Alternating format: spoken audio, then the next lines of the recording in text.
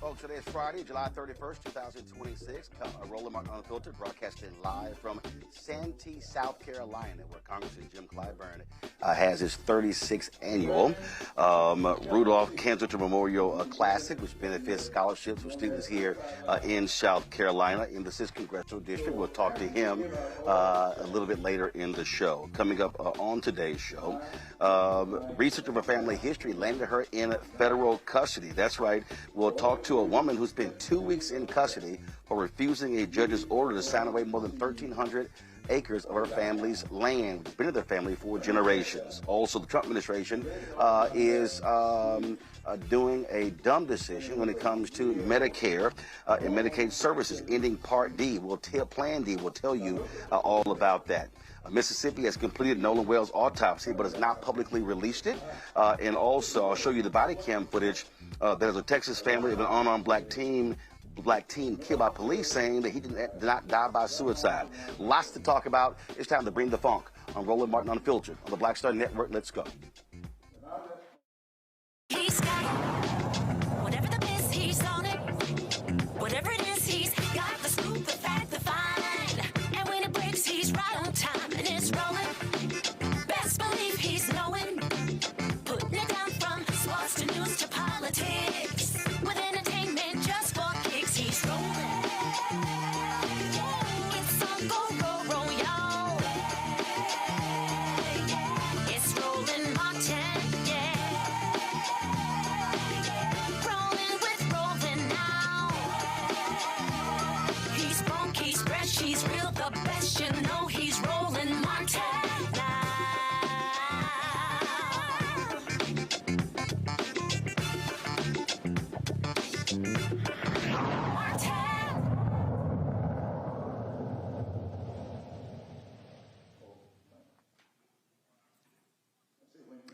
Hey folks, I am here in Santee, South Carolina, and what you hear speaking right now, that's Congressman Jim Clyburn. He is addressing the folks here. This is the opening reception and the pairing party for his 36th annual golf tournament. It benefits scholarships for students here in the 6th Congressional District, providing them laptops and iPads as they go off to college. We'll be chatting with the congressman a little bit later. Of course, he is excited that South Carolina is going to remain as the lead when it comes to Democratic selection for their nominee in 2028. So we'll also talk to his daughter, who's over this tournament, plus his other daughter, who used to be an FCC commissioner. We'll be talking to her about the Trump administration's attacks on broadcasters like ABC. So lots to be talking about here from South Carolina. But first, let's talk about Mississippi. Folks, imagine spending 2 weeks in federal custody after refusing to sign a court-ordered deed that will relinquish your claim to more than 1,300 acres of land that your family can trace back nearly 2 centuries. That's what happened to Jennine Labuzan. While researching her ancestry, she discovered documents showing that her third great-grandfather, Charles Augustin Labuzan, a native of New Orleans, had an interest in 1,361 acres in Washington County, Mississippi. Well, she was determined to reclaim her family's land, and she has faced a number of legal challenges. Jennine joins us right now from Athens, Georgia. Jennine, glad to have you on the show. First and Thank foremost, you for having me. First and foremost, you say, when did you find out? What year was it about this land and that it was in your family? Just walk us through that. Okay, basically, I had started just doing my family genealogical research. And in doing that and putting all of our names together and building out those family trees is when I came across the land patented titles that my ancestor had. And so that was probably back in like about the 2020 time period. Okay, so land patent title. Explain to us what that is. Okay, so land patent titles are the original, the allodial land ownership records that we have in America. So before we had the warranty deeds and things that we currently purchase property on, our country was originally given out in land titles. And so these are land patents. Sometimes they're also called land grants. But these are the original allodial title land ownerships that were issued out by the sovereign government back in the earlier 1700s and things of that sort. And so these are also forever titles. Okay. So when my ancestor's name was included in that title from the U.S. government, it's specifically stated that it's for him and his heirs forever. And so that's how I was able to come and reclaim it today. Okay, was your family once in possession of this land and lost it, or did your family never actually get the land? They were in possession of it, and it was, and probably just somewhere between the first great-grandfather migrating out to California, back in the day. I don't know where all of the full information got lost or just put behind, but nonetheless, it was clear in the records that no one from my family or my grandfather's business partners that were on the land with him ever conveyed their interest out to another party. And so when you don't have that conveyance. So, look. Yes. Right? Go ahead. So when you don't have that conveyance from the original patent title holders, that's when you have a possibility of a claim. Because what that indicates is that someone at a later time period just began to create warranty deeds on the land and operate, although they never did seek that initial permission from the original title holders that is on record. So we know history of black folks who were run off their land. The Klan was repossessing land.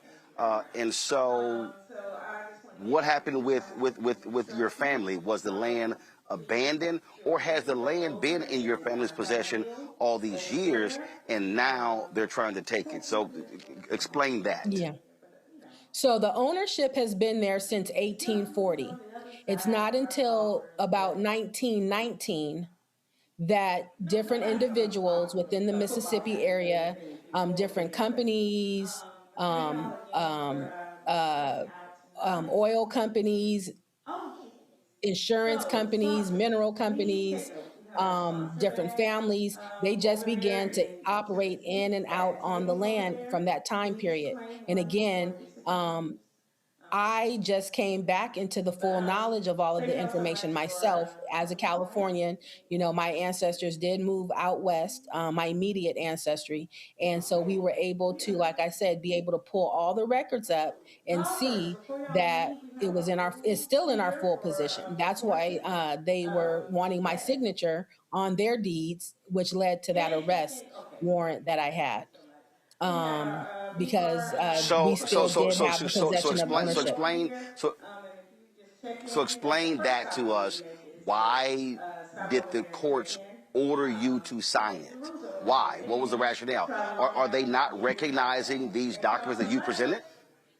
Yes. I mean, in the long story of the short of the case, I was cheated. It was a legal lynching in the sense that as we began our initial complaints and back and forth, my case was dismissed very early, never allowing me my due process of full discovery, where we could have laid out all of the details and information regarding their position and my position. So after she dismissed my case, I was personally contacted first by 2 of the 3 law firms asking me basically, well, since you lost, would you sign the deeds over to our client? And of course, I didn't respond. But then they must have talked to the judge behind the scenes and said, hey, we need you to put that in your order to have her sign the deeds over, because whether they knew it before I came after the land or they learned in the process, they saw that the Constitution did protect me as an owner. And if they wanted to get full, clear title of that land to where they would have possession of the mineral rights, the airspace, and all the protections of a land patented title, they needed the signature of an heir to have that full possession. So she could have just dismissed my Got it. case and let it go. But they didn't want to let me go without seeing if I would sign the land over to them. Before I But let of you course, go, I how want to can I be a let Candace grantor Kelly, our on the legal. land? Okay, I'm sorry, go ahead. Right. I want to give, before we let you go, I want to give Candace Kelly, our legal analyst and host, opportunity to ask you a question or two. Candace, go ahead. Okay. Very good to meet you, first of all. I was very curious about one or two things. One, was there a question about whether or not this had passed over and to somebody else in terms of somebody actually buying it? Was it a bank? I know that there was a forged signature issue that you were asking about. And number two, I'm wondering if anybody has stepped up to you so that you don't have to represent yourself pro se, or perhaps you're not representing yourself pro se anymore. It's hot. Okay, so to your first question, there was a sales contract that the defendants brought in. I had already pulled all of the records pertaining to this land 5 months before I even went into the claim. So that record was not in the books. I had that pulled by a professional abstractor. But anyways, it was thrown back into the discussion. But there was two major red flags, not just the sales contract of 1848 that is highlighted a lot in the news. This contract was also tied to an 1836 derailment title. So they presented that with the sales contract, although that doesn't get highlighted in my court documents as much. But why that's significant is because the 1836 derailment title is dated before my grandfather even had the patent. As I said, he only got the patent in 1840. So there could have never been an 1836 derailment title filed, connecting all of these land parcels, because my grandfather didn't even have the ownership. So that was the first sign of fraud. And then they said he sold it in 1837, got it back in 1842, and then sold it again in 1848. Although most of the court documents is starting the conversation from the 1848 sale, it's important to understand that pre-information, because he could have never sold it in 1837 when, again, he didn't even have the patent in his ownership. So there was a long list of fraud that was leading into that actual contract that did not have his signature on it, that is half readable. And then if you really read the 1848 sales contract, it still doesn't say he conveyed all of his interest. It says he conveyed a quarter of his interest. So that means there's still 3/4 of an interest still there, even if the sales contract was legit. And that's what's being recognized All in right, my second Jennine. case. All right, so Jennine is to set up a GoFundMe to help her fund this legal battle. Folks, go ahead and show that on the screen. And so if you want to assist her in that, please do so. And so you see it right there. Jennine, we appreciate you joining us. Keep us abreast of what happens next in this case. Much. Thank you so much. All right, thanks a lot, folks. Thank you. Folks, as I told you, I'm here in Santee, South Carolina, where Congressman Jim Clyburn is having his annual golf tournament. And so y'all know how I feel about golf. Now, he claims he's a big-time golfer. I ain't never seen it. And so he joins us right now. Congressman, come on over here. How's it going? Going great. All right, Thank you so much for being here. Glad to be here. So first and foremost, for folks who don't know what this is about, I keep telling people I go to golf tournaments all around the country, and a lot of our folks, we're raising hundreds of thousands, millions of dollars for our kids. Absolutely. This tournament started 37 years ago. This is our 36th annual tournament. We were doing this even before I got to Congress. And who's it named after? It's named after Rudolph Canzater, who was a young man, was young at the time, who died in a precinct, counting votes. He was a guy that used to drive for me, became a fast friend. He told me one day, he said, "No, I'm going to do everything you ask me to do to help you with your political career. But I'm not going to be satisfied until you run for Congress. And of course, when I did run for Congress, he had passed away. So when he passed away, I named this golf tournament in his honor. And we will give out tomorrow night 171 scholarships. Each one of those young people will get a laptop from Dell and a software package from Microsoft, and they will be going to colleges and universities all across the country. We only have 2 qualifications. Number 1, if you live in the 6th Congressional District, you're eligible no matter where you go to school. If you go to school in the 6th Congressional District, you're eligible no matter where you live. And so we have students come in from California, and we have students who will go out to California. So we keep those 2 criteria, and that's it. So 171 this year. How many scholarships do you think you handed out over the 36 years? It's over 2,000 scholarships we have given out. We were never as big as we are now, not always as big. We started out, in fact, the first year I had to write a check, to give a $500 scholarship to one of the young people, and the only one we gave that year. Last year we gave out 200, and 200 the year before. And so we are now giving out well over 2,000 scholarships, and somewhere around $6 million. Okay, all right, that's big there. So let's now talk about South Carolina staying #1 in the cycle. It was a battle. Many other states, Iowa desperately wanted to reclaim their spot. New Hampshire was fighting for it. Nevada was fighting for it. But how does South Carolina prevail to stay first in the nation when the Democrats vote in 2028? Well, I think that the Rules Committee looked at what the playing field was. There were 6 states that they were going to select, and they were drawing from a lot of states that made the run. Now, South Carolina had traditionally been in this so-called pre-primary window, but until the last cycle, we had been right around 3rd and 4th. And of course, this time, they decided to broaden the field, bring in 6 states, and then once they looked at what 6 states would be, then they looked at the 6 states to decide how they should be ranked, 1st, 2nd, 3rd through 6th, and decided that because of the demographics of South Carolina and because of the record that South Carolina produced in vetting candidates, that South Carolina made the most sense to go first. It will be followed by Nevada and I believe New Hampshire, and then those 3, and then they'll go to Michigan, Virginia, and New Mexico. So it was an interesting battle because what you had is you had a lot of white progressives. Right. Why are we doing this? We have no shot at winning that in the general election. So why should we go there? Many African Americans said, "Wait a minute, huge black voting block there in South Carolina. Sure. Black folks are the basic Democratic Party."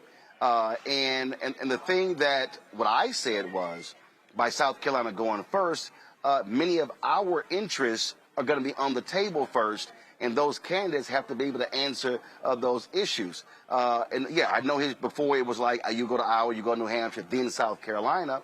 But now they're going to have to deal with that up front. Absolutely, and they should. The fact of the matter is, you want to win in November. That is the big thing, win the presidency. So you ought to put the people on the field who demonstrate that they can appeal to all those corners that make up this party. The African-American vote is very important to the Democratic Party. And so why would you have them in an also-ran position?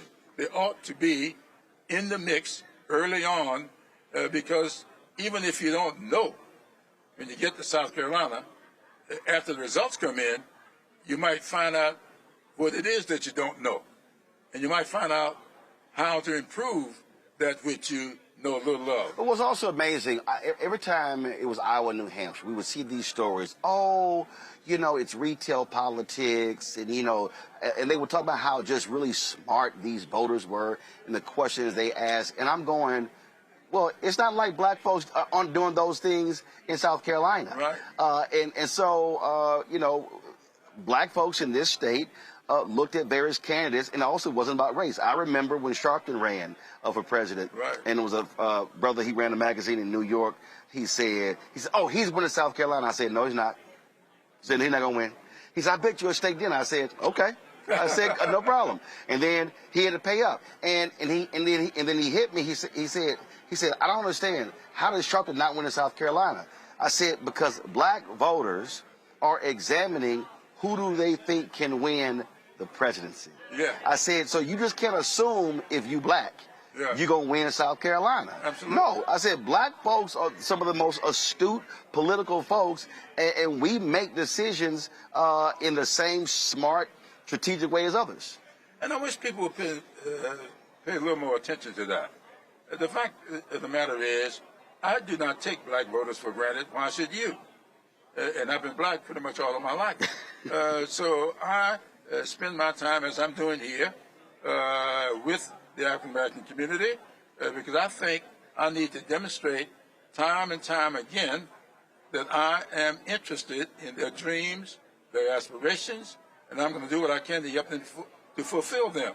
To just say that because you're black, you deserve the support of African Americans, that's not the way it works any more than we can expect that just because you're black, you will represent African Americans. I'm just now thinking about the Supreme Court. You did an interview that caused a little stir. Yeah. When many people said, you said that black people let Vice President Kamala Harris down. What you did was you cited 59% turnout. Right. And the reality is, and what I have been saying for the longest, is that we have to be, 70% should be our minimum.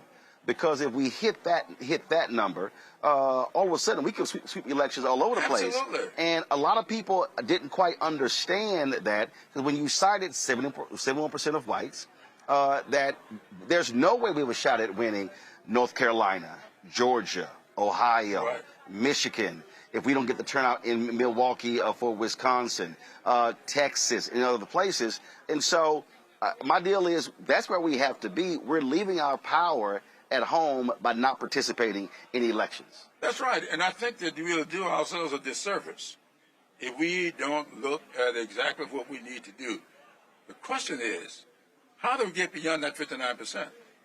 It seems to me that if my children's future depend upon who occupies the White House, if my children's future depend upon who sits in the Congress and make decisions as to whether or not the Smithsonian continue to represent African Americans in their exhibits the way they should be represented.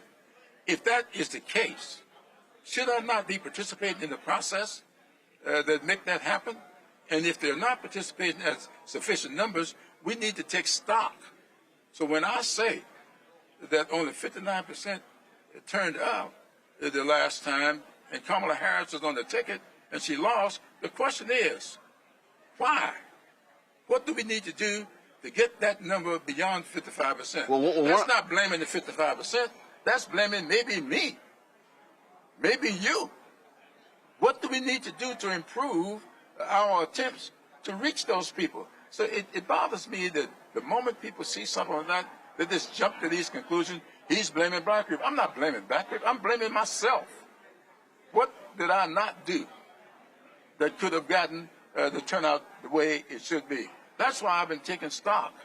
That's why I've been talking to Divine Nine all over the country, talking to Masonic groups, talking to the faith leaders to see what can we do to better appeal to that vote to get them beyond the 59%. I think two things have to happen. I think there is something that has to happen within our community, but the reality is when you look at the Democratic Party, the apparatus, and I'm talking about Democratic Governors Association, DSCC, DCCC, looking at House Majority PAC, Senate Majority PAC, and all these other individual PACs in these campaigns.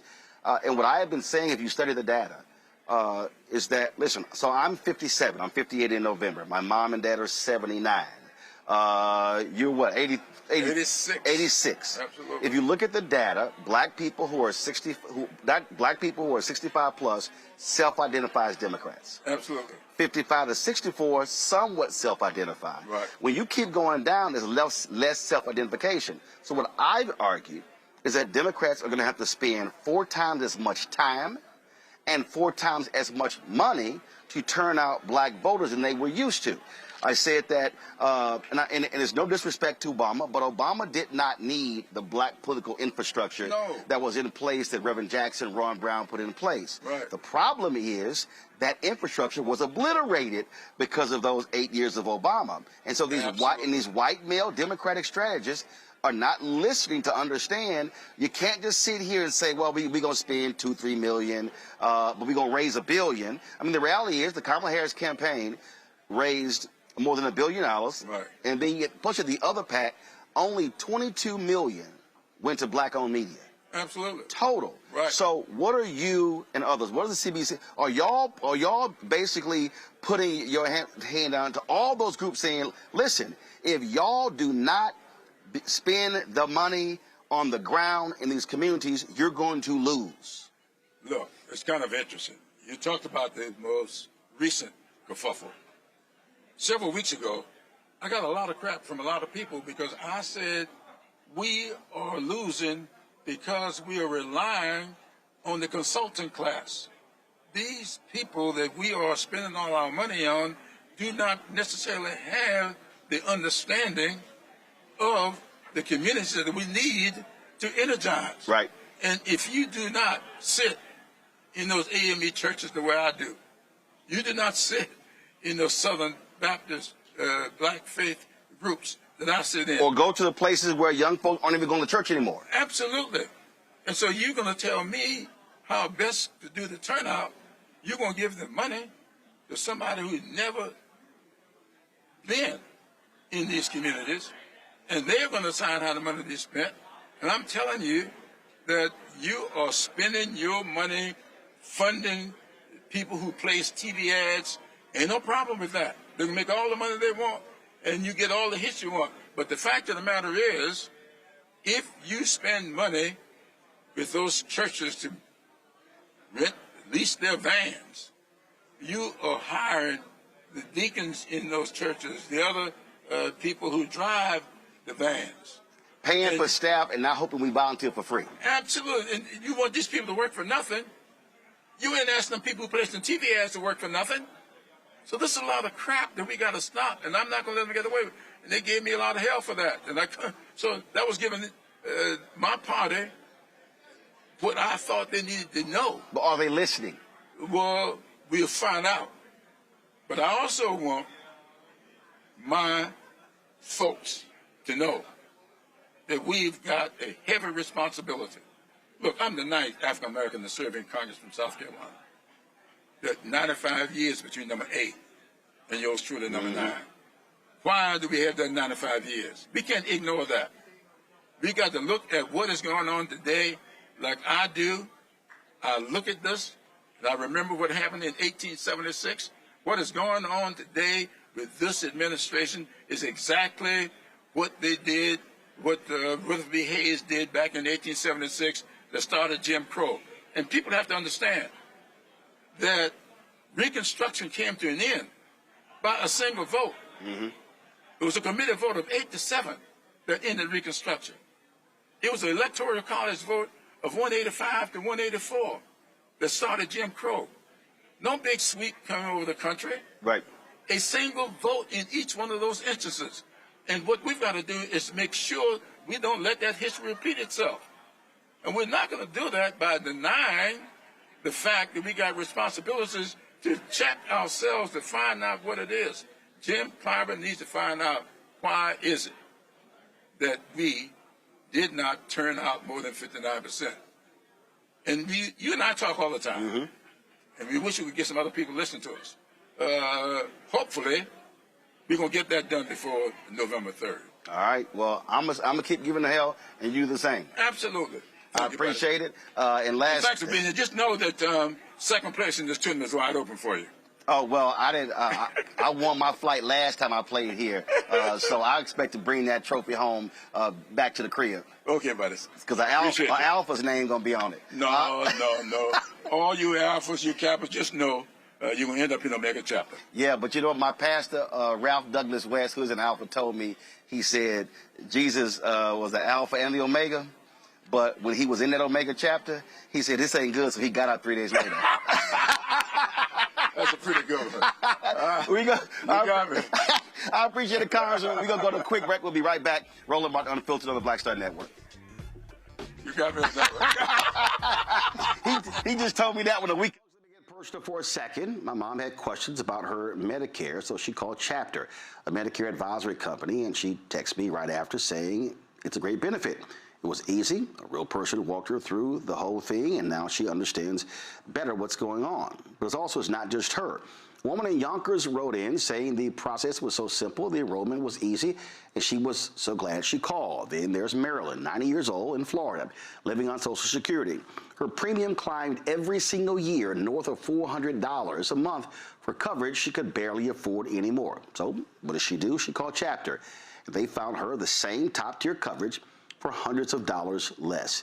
90 years old, and finally somebody in her corner. I hear stories like that again and again from our community. The Medicare system was not built to work for you.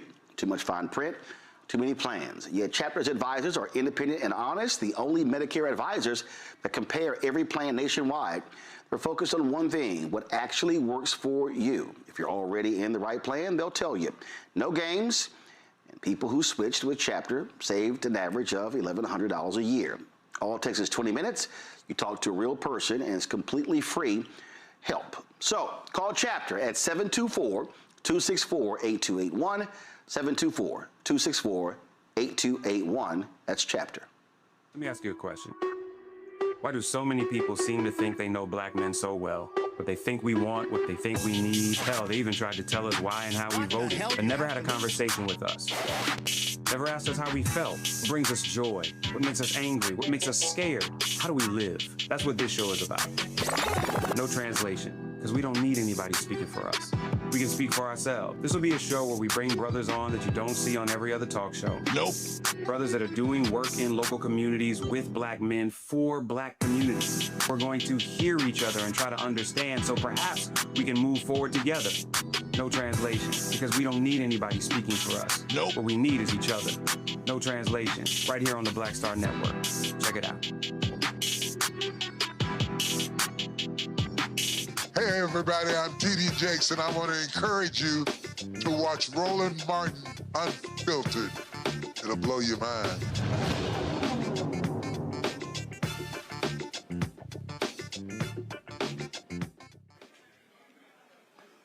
Folks, in 2027, nearly 25 million people who use Medicare are going to experience an increase in their premiums and prescription drug costs. Why? Donald Trump. That's right. On Tuesday, the Trump administration and the Centers for Medicare and Medicaid Services announced the ending of the Part D Premium Stabilization Demonstration. Part D is an optional prescription drug insurance plan available to people enrolled in Medicare. It helps cover the cost of both generic and brand name medications obtained from pharmacies and includes coverage for many recommended vaccines for adults. The program provided federal support to insurers to help minimize increases and discrepancies in premiums. So what does this mean? Joining us now is Adema Cup Meadows, author, the CEO of Health Tech for Medicaid. Glad to have you here. So walk us through. Trump was running around talking about how he was going to be helping seniors lower prescription drugs. Is this essentially a payoff to the drug companies? I don't know that this is a payoff to the drug companies, but I think this is a continuation of the dismantling of healthcare that is happening as a part of H.R. 1 and many other things we're seeing that will take effect in January of 2027.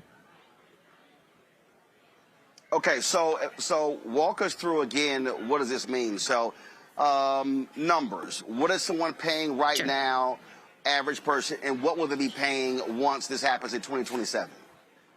Well, it's hard to answer that question. I think that let's go back a little bit and explain this. So Part D is the part of Medicare that helps pay for prescription drugs, right? This is not Medicare taking away prescription drug coverage tomorrow.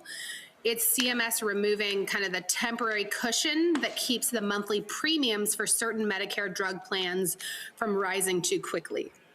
And why that, so it's like, think of it as the government ending a coupon that helped us hold down the monthly price. So beginning in 2027, some seniors who have the original Medicare plus separate Part D prescription drug plan may see much larger premiums increase. And we do not know the plan's price yet because that is not set until September. So people should not panic, but they should pay very close attention to this fall.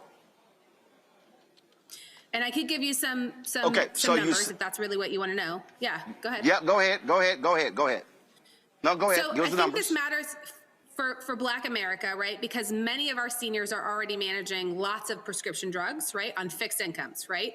So 1 in 4 Black Medicare beneficiaries had an income below about $20,000 in 2024, which is the latest data we have.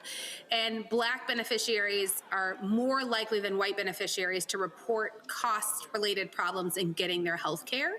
So, you know, a higher premium may look small, but when it comes to you paying for your groceries, your light bill, or deciding which medication gets filled, obviously you need to have, you know, lights and you need to eat, right? So meds usually are the first to go. So when does it start in 2027? Is it January or later in the year? It starts January 1st. Nope, starts January 1st, and these rates are not set until September. So in September is when we will hear about some of the rates. Now, what you should know is you shouldn't cancel your plan today. You need to watch for your plan's annual notice of change, which usually comes out in September, and then you compare your plans during your Medicare, open enrollment. Medicare open enrollment is October 15th through December 7th. So you have time to look and compare plans. People who have limited income, which is most seniors, right, should also check to see if they qualify for something called extra help, which is there to see if they can even further help reduce their Part D premiums and their prescription drug costs. But I want to bring in my panel basically, Yep. Yeah, go ahead, please. I'm going to bring in my panel right now. Joy Cheney, she is the founder of Joy Strategies out of D.C. Michael Imhotep, host the African History Network show out of Detroit. And, of course, Candace Kelly. Questions, I'll start with you, Joy. What's your question? So I do healthcare work. Let me just add, adding what our colleague just said here. So what this administration has done is between Medicaid and ACA, so ending the tax credits, which is, similar to ending these subsidies, right? 8 million people have already lost their health care.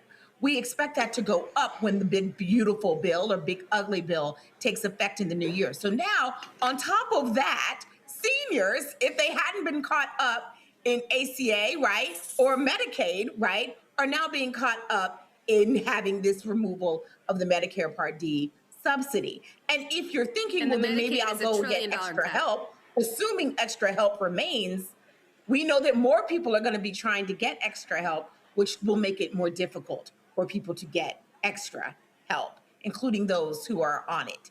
So I just, would love, if there's anything that our guest wants to say about that. I know that wasn't a question, it was a statement, but I think it's important to put together the constellation of crisis. And even if you aren't on one of these government programs, hospitals are closing, emergency wards are closing, maternal health wards are closing right now. That will continue next year. That means everyone, regardless of how you present at a hospital, are going to see frustrated interactions and higher lines and longer waits and et cetera at your local hospital, especially in rural America. If your guest has anything to add about that, please do. Sorry for the diatribe, but I had to underscore it. No, I think you're absolutely correct. I mean, this is a decimation of our healthcare system for all of us. I think you cannot cut Medicaid by $1 trillion and now start to impact our seniors by cutting Medicare. The ACA cuts impact the exchange. I think this is an all-out assault on healthcare in this country. And yes, you're saying rural hospitals close.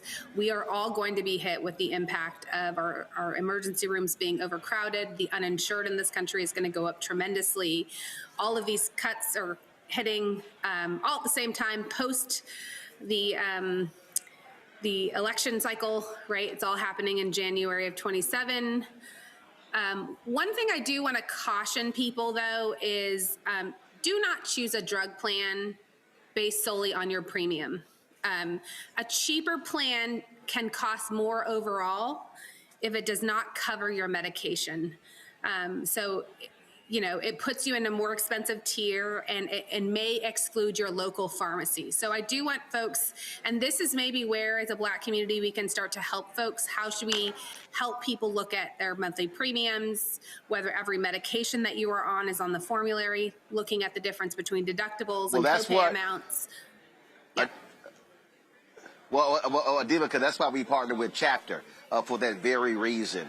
For folks to be able to, it's a free service for them to be able to call, and so we partner with them for the last couple of months, and we've extended our partnership with them over a year. And again, my parents hit me up and showed me of the savings that they've actually made as a result. So what you're talking about is exactly what we're doing here on Roland Martin Unfiltered and the Black Star Network. Question from Michael.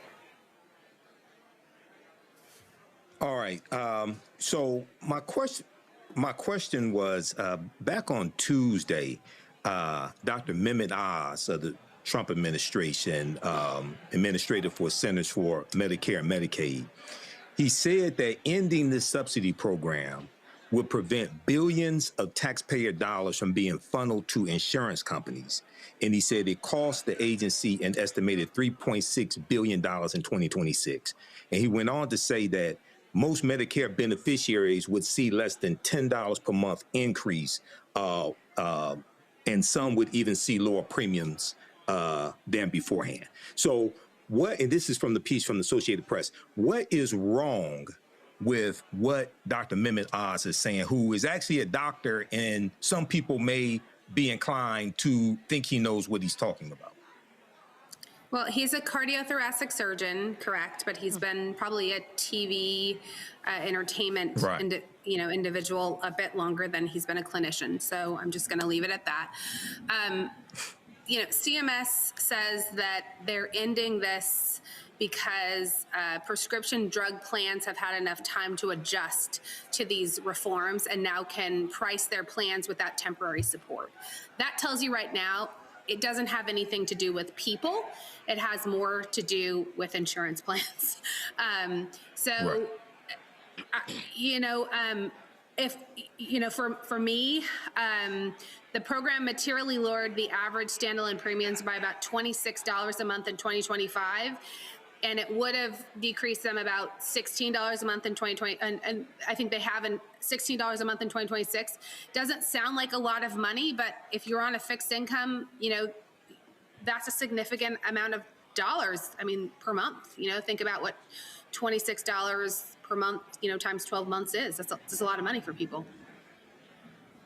As when you look at the average savings, I mean, I don't know, I'm not a financial services person, but if you look at the amount of savings that most seniors have in their bank account, it is not very high.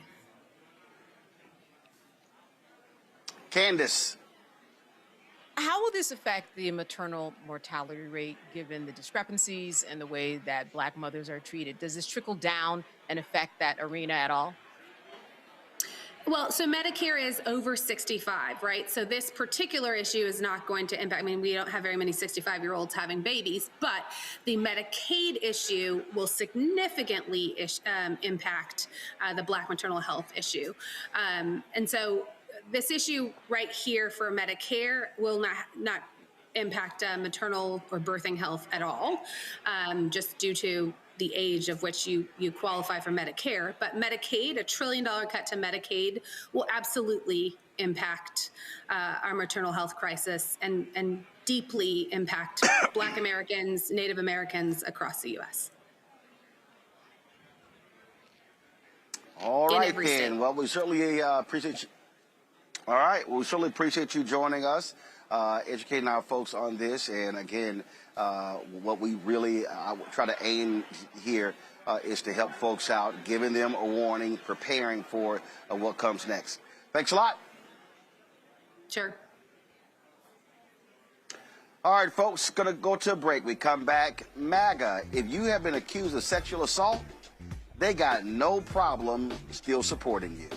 That and other issues we'll talk about right here on Roland Martin Unfiltered on the Black Star Network, coming to you live from Santee, South Carolina. If you want to support the work that we do, please join our Bring the Funk fan club. Our goal is to get 20,000 for our fans contributing on average $50 each a year. That's $4.19 a month, 13 cents a day, to supporting this show and all the other shows on the Black Star Network. If you want to give via Cash App, use a Stripe QR code. You see it right here on the screen. As for credit cards as well. If you're listening, go to blackstarnetwork.com for ways to give. Checks and money order. Make it payable to Roland Martin Unfiltered. P.O. Box 57196, Washington, D.C. 20037-0196. PayPal's R Martin Unfiltered. Venmo RM Unfiltered. Zelle Roland at RolandSMartin.com. Roland at RolandMartinUnfiltered.com. We'll be right back.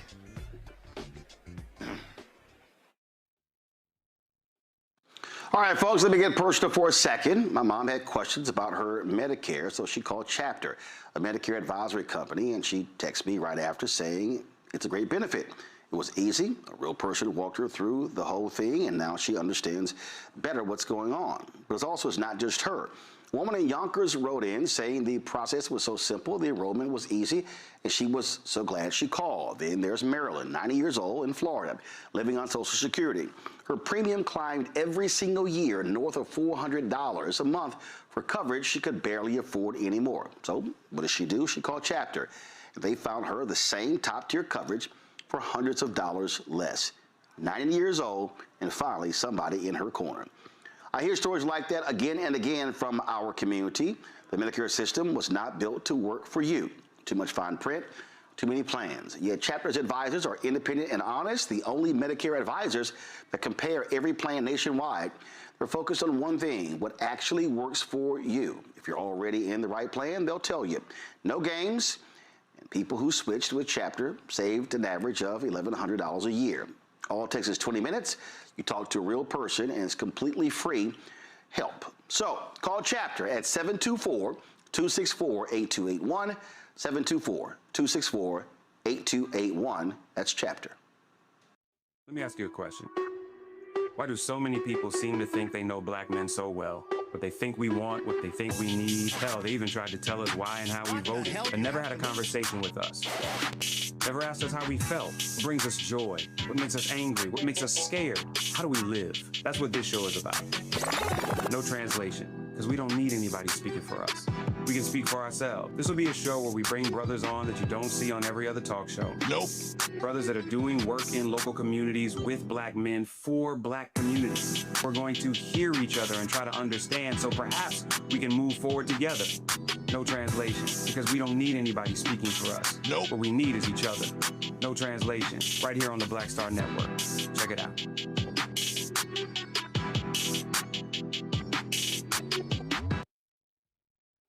Now that Roland Martin is willing to give me the blueprint, hey, Cyrus, I need to go to Tyler Perry and get another blueprint because I need some green money. The only way I can do what I'm doing, I need to make some money. So you'll see me working with Roland. Matter of fact, it's the Roland Martin and Cheryl Underwood show. Well, should it be the Cheryl Underwood show and the Roland Martin show? Well, whatever show it's going to be good.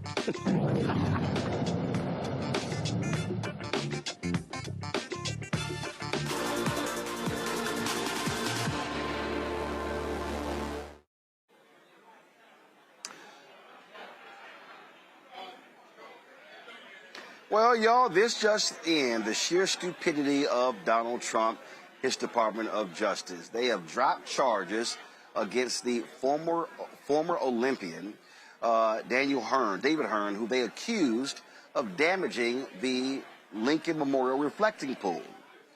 In their statement to dismiss, Candace, you're going to love this. They said, quote, damage to the Lincoln Memorial Reflecting Pool in June 2026 was the result of flawed installation by the contractor. You know, the friend of Trump who got a no-bid contract of $14 million to so-called fix the reflecting pool. These people, Candace, are corrupt and they're stupid. And they didn't have the evidence to prove that he did anything that violated the law.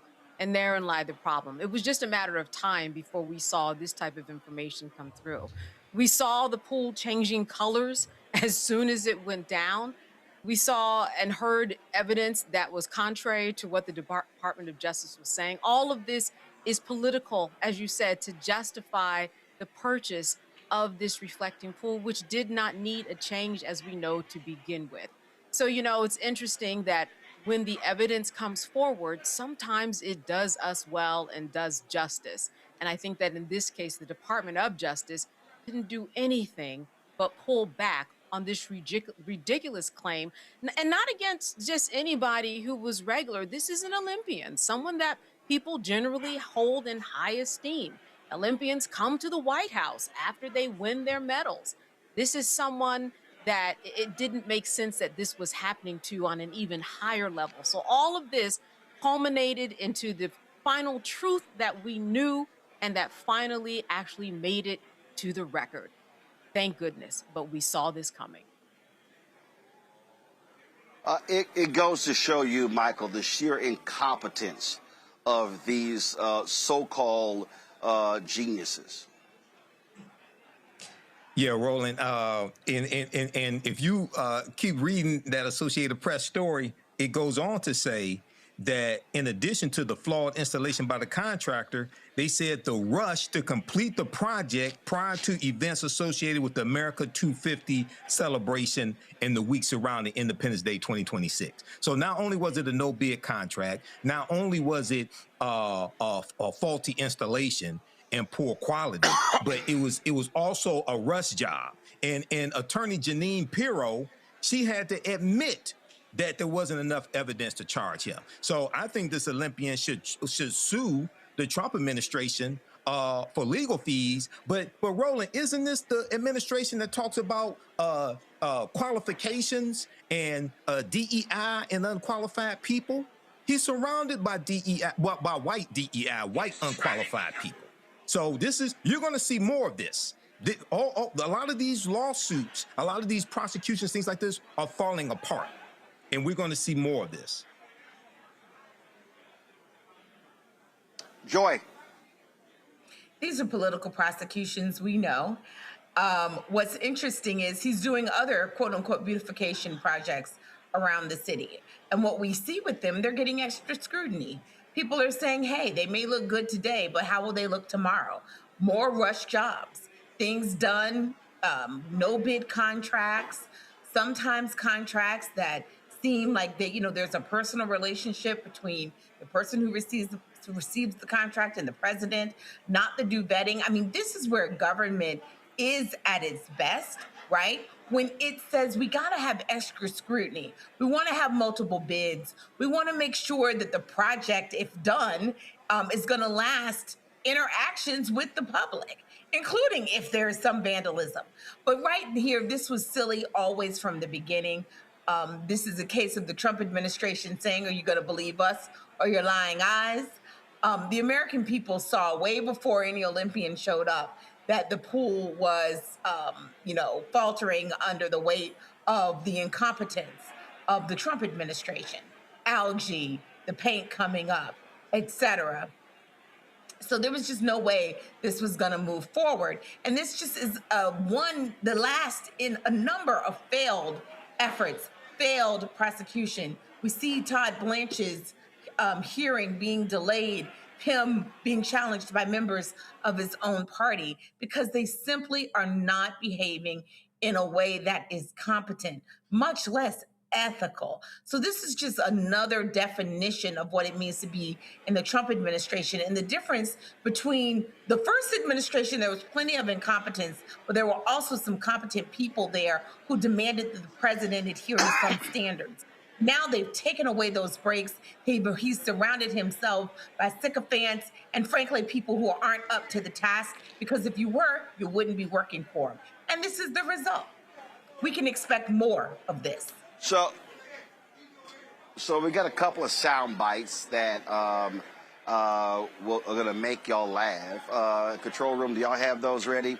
You have the prosecutor in the District of Columbia, Jennine Pirro, at the news conference, just going on and on and on about this. Then you have the Interior Secretary, Doug Burgum, who, he is adamant about what happened. So wait till we play those for y'all so you can hear these fools. And see, this is the problem.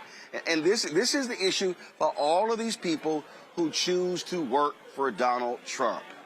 You are destroying any credibility you have, because what you're doing is you're lying for the liar in chief. You're making stuff up because he wants you to. And so you're going out to the public saying BS and hope they're buying it. And you know what? Every time you lie, folks like me are going to come back and play your lies to embarrass you. And don't think it's only in this case. We're going to do it 5 years from now, 10 years from now. All of the lies that these people tell on behalf of Donald Trump are going to follow them for the rest of their lives. I'm telling you, these people are absolutely insane. Do we have the bites ready? Guys, just play them direct from the computer. Just play them direct from Twitter. Okay, you check Group Me. I sent it, y'all. And so just click the link. Just click the link. That's all you got to do. Play the video. But it's crazy. It's absolutely crazy to listen to them describe the damage done and saying, oh, no, this is an airtight case. It is solid. We got no issues whatsoever. And you're like, yeah, you do. And this is, the thing here is, Candace, if you take this, but then you now expand it, how many times they keep losing in federal court? You have DOJ attorneys going to federal court lying, and the judge is like, y'all lying, busting them for the crap they're doing, for violating court orders. For people who claim to that it's all about the rule of law, this is a lawless administration. And interestingly enough, many of these judges that are calling them out on their wrongdoing, they are appointed by Trump. So we know that these are people who are looking at the law saying, it's speaking to us right here. There's no other way that we can go. What you are doing is ridiculous and makes absolutely no sense. It is unlawful. It is political prosecution. And we have seen this over and over again, and we will see more of it. But I think what's going to be interesting is these sound bites that you're going to play, because we know that there's going to be a story that they tell that's going to make it seem like everything that they actually did was actually okay. There was just some misgiving somewhere or some misunderstanding, but what we did was right. But we're going to move on and let this gentleman go. They are never going to fully admit guilt. There's not going to be the admission that they should do and that they should want to do, as you said, for trust and accountability. But that never happens.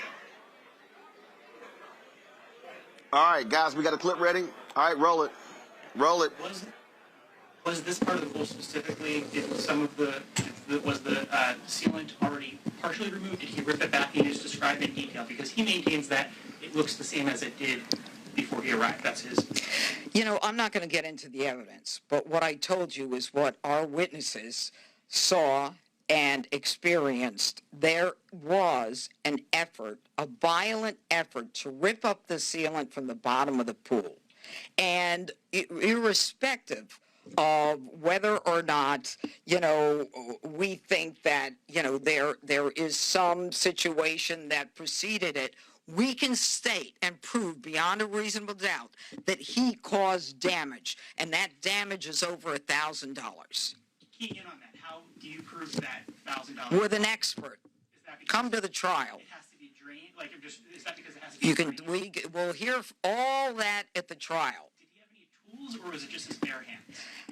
Right now, we believe it's his bare hands, both hands. So does that indicate in your belief that it was probably damaged before, or do you believe that he he damaged it. Further, but do you believe it had already been damaged before? He damaged the pool. Before he touched it. He damaged this pool.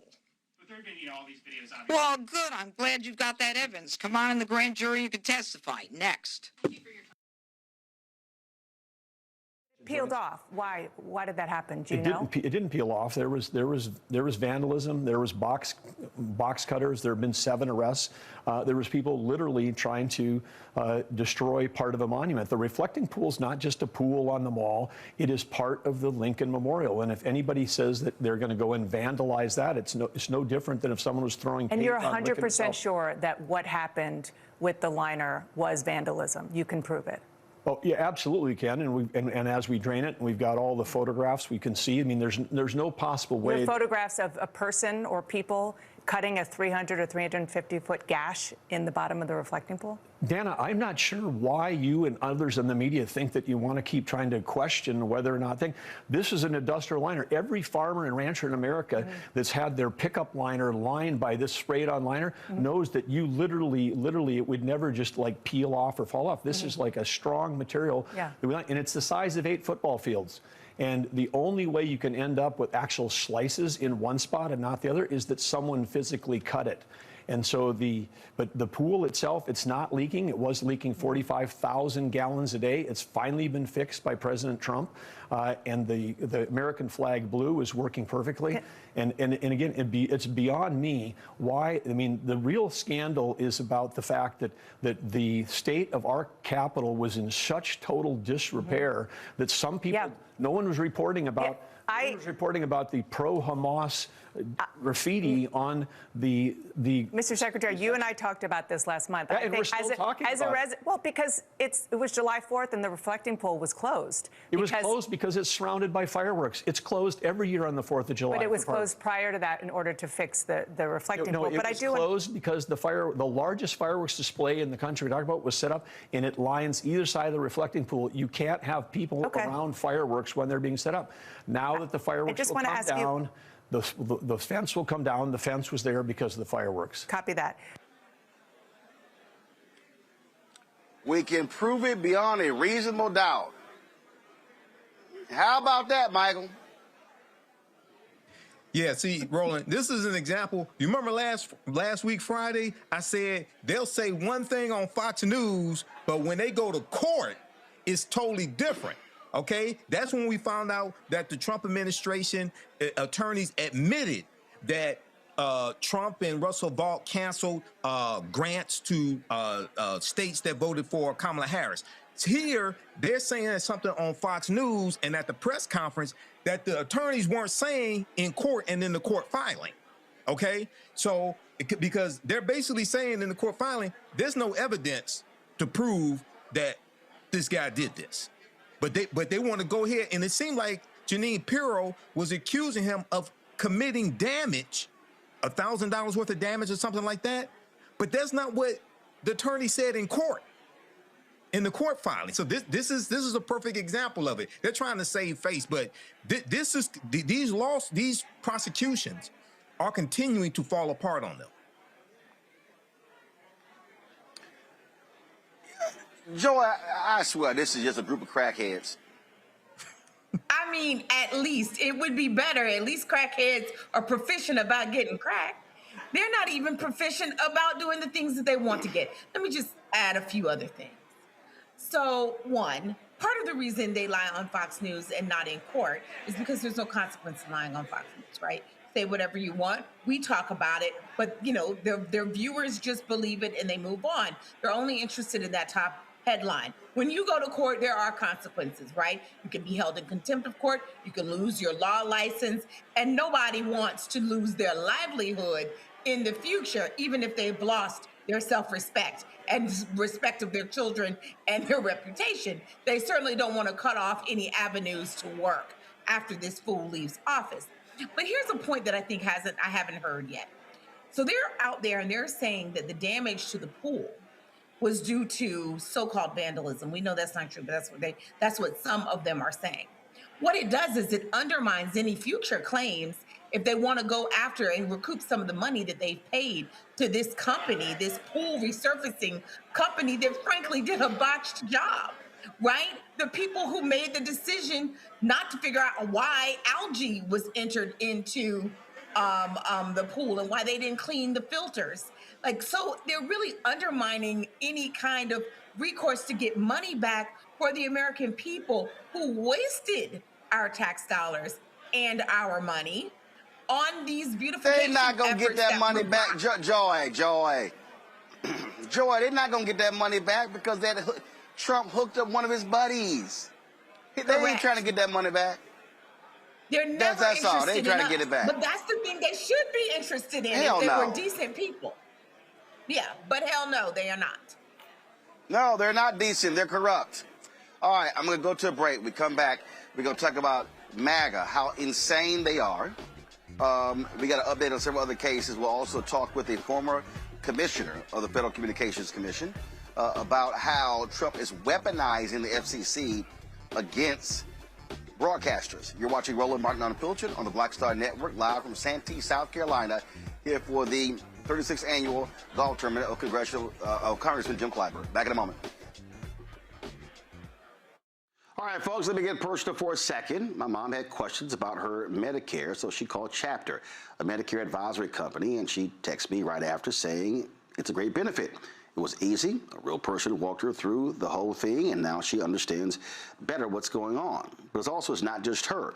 A woman in Yonkers wrote in saying the process was so simple, the enrollment was easy, and she was so glad she called. Then there's Marilyn, 90 years old, in Florida, living on Social Security.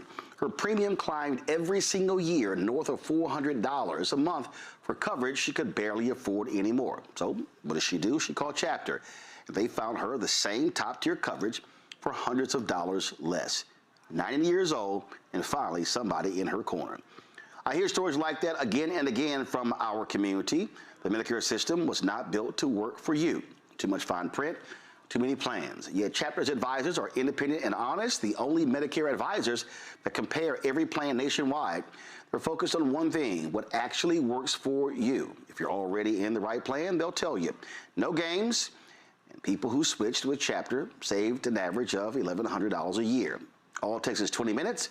You talk to a real person, and it's completely free help. So call Chapter at 724-264-8281, 724-264-8281. That's Chapter.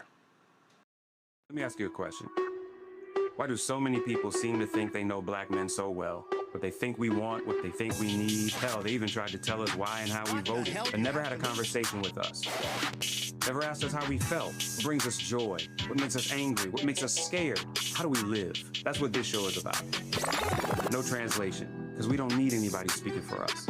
We can speak for ourselves. This will be a show where we bring brothers on that you don't see on every other talk show. Nope. Brothers that are doing work in local communities with black men for black communities. We're going to hear each other and try to understand so perhaps we can move forward together.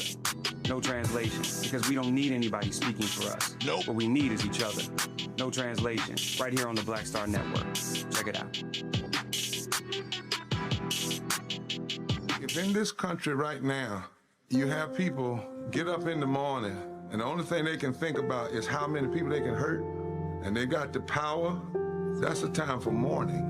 For better or worse, what makes America special, it's that legal system that's supposed to protect minorities from the tyranny of the majority. We are at a point of a moral emergency. We must raise a voice of outrage. We must raise a voice of compassion.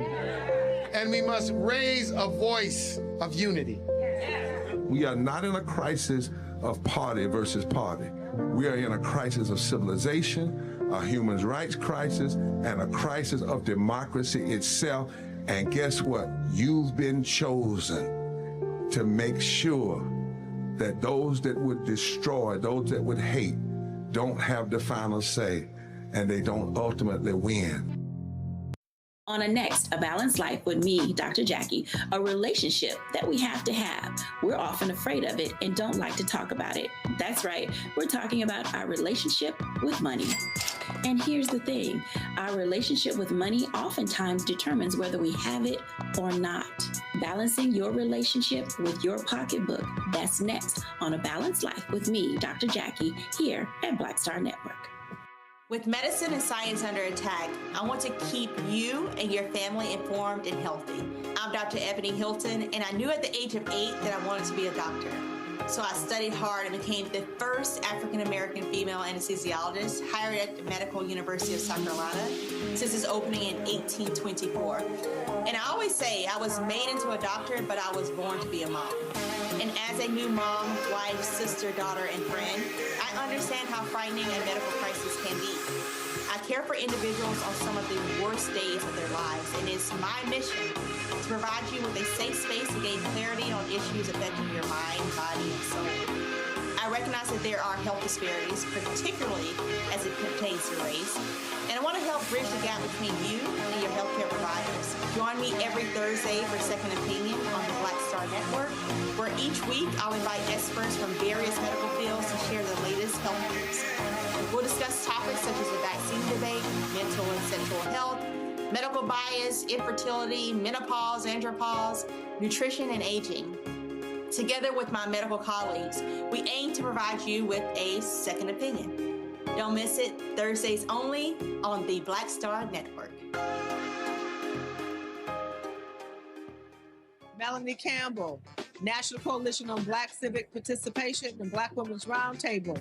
And we are watching Roland Martin Unfiltered all day, every day, 24/7. Spread the word.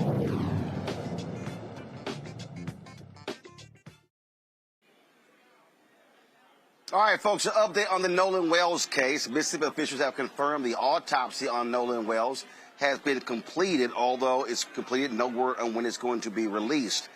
USA Today is reporting that Bailey C. Martin, a spokesperson for the Mississippi Department of Public Safety, said the state medical examiner completed the initial autopsy on Wells on July 7th. Mississippi's 19th Circuit Court District Attorney Angel Myers-McElrath has said that key evidence, like the state's autopsy report, will remain under wraps until the case was presented to a grand jury.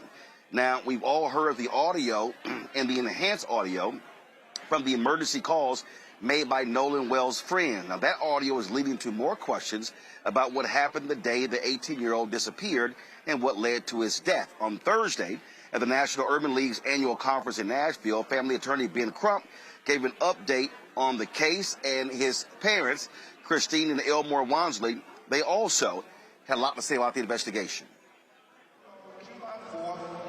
Nolan Wells goes with friends, celebrating the 4th of July. All the friends come back. Nolan Wells tragically washes up on the shore 2 days later, dead. And so we know all the current events that have been happening. We are announcing that we have the audio from the officials, and we have retained and are consulting with some of the foremost audio engineering experts to review those audio tapes from the CTO call in its entirety. We also, and Attorney Hurst may go into greater detail on these matters, have consulted President Mariel with oceanic engineering experts to talk about how these facts are lining up. The fact that they say Nolan's body was found in the same location where they say they left him at. And so we want to know, how is that possible with the oceanic tides? We want the experts. I mean, you got low tides and high tides. It's not adding up, so we are going to dot every I and cross every T until we find out what happened to Nolan Wells. Attorney Hurst will also go into a little little more detail at Attorney Park about how we're trying to coordinate with Dr. Roger Mitchell, who conducted the independent autopsy of Nolan Wells, to be able to inspect his throat that was missing with his body when he was flown to do the autopsy with Dr. Mitchell.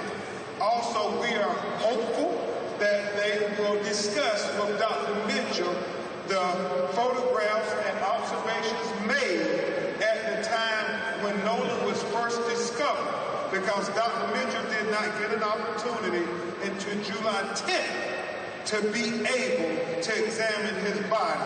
And at that time, we know the airways and the lungs had already been dissected and so forth, so we can't tell if there was the presence of water or not. That would suggest whether he drowned or not. And remember what Dr. Roger Mitchell said in his autopsy.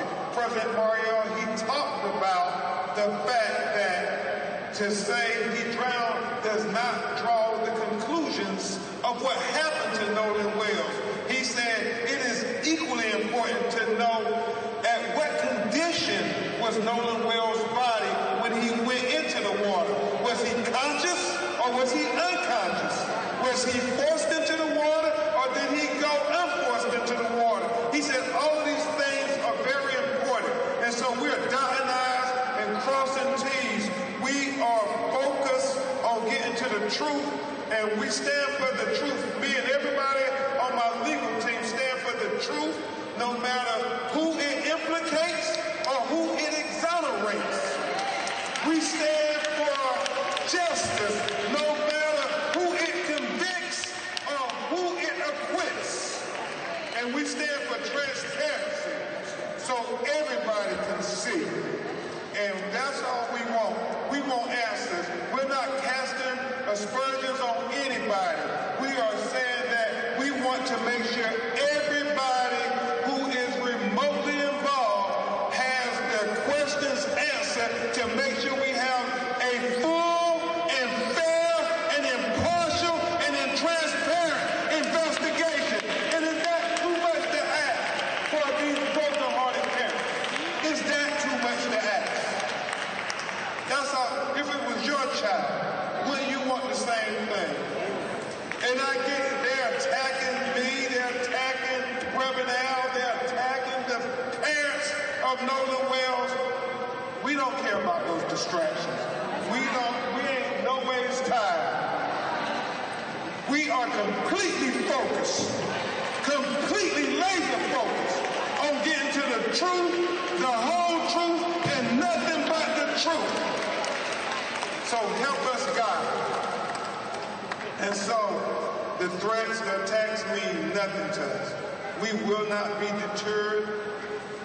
Look into our eyes. We're going to get to the truth.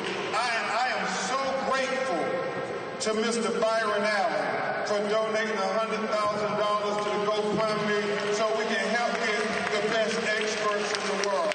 I am thankful to Reverend Al Sharpton. I am thankful to Mr. Tyler Perry. I'm thankful to Mr. Tara Owens. I am very thankful to everybody who did not think it robbery to say, what can we do to help people get to the truth and call in to the tip line so we can help not only Nolan Wells' family, but we can help Daniel Irvin's family, and we can help Tyler Smith's family as well. Everybody on social media, please continue to ask questions. Please continue to share photographs, share videos. It all helps us solve this potential of what happened to Nolan Wells. I mean, isn't it so important? Somebody saw something. Somebody knows something. As Christine and Elmore have said, if you're really Nolan's friend, you know in your heart of hearts that if the roles were reversed, that Nolan would say something. He would call and tell what he saw. And so that's all they're asking. Do for Nolan what he would have done for you. Do for Nolan what he would have done for you. It has been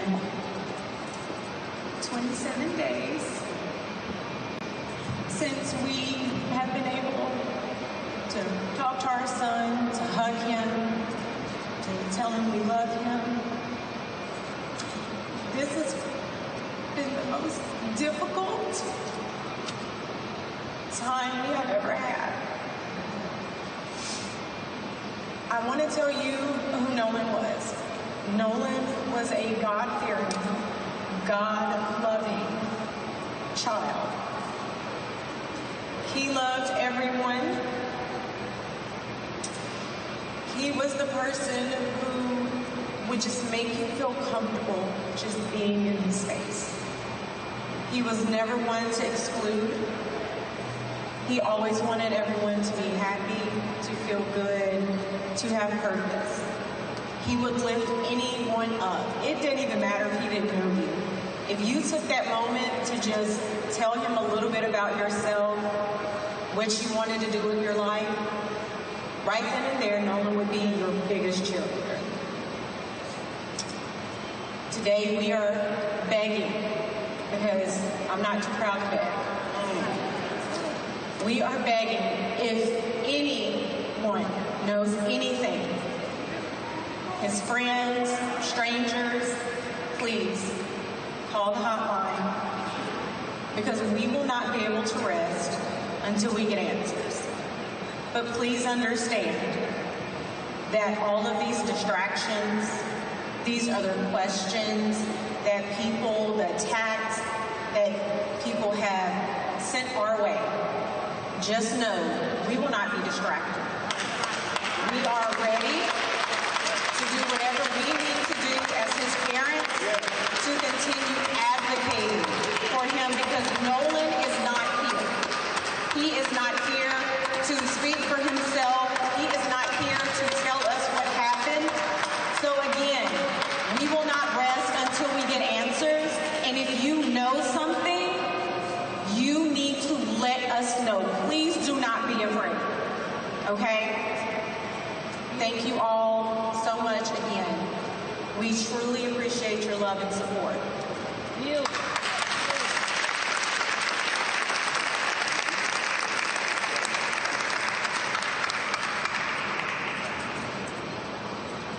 I'm faced with a new challenge every morning, waking up, trying to process this.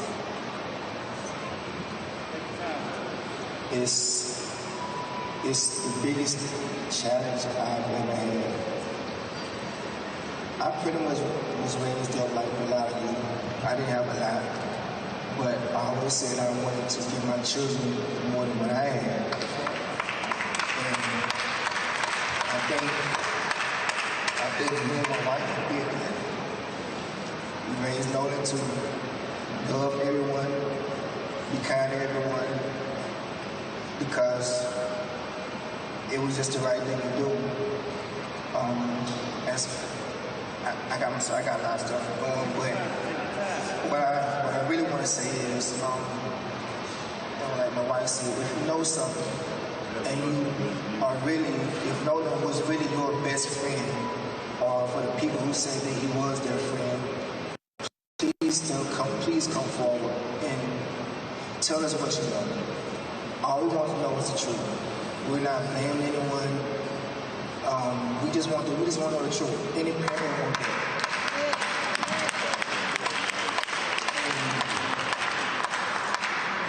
Also,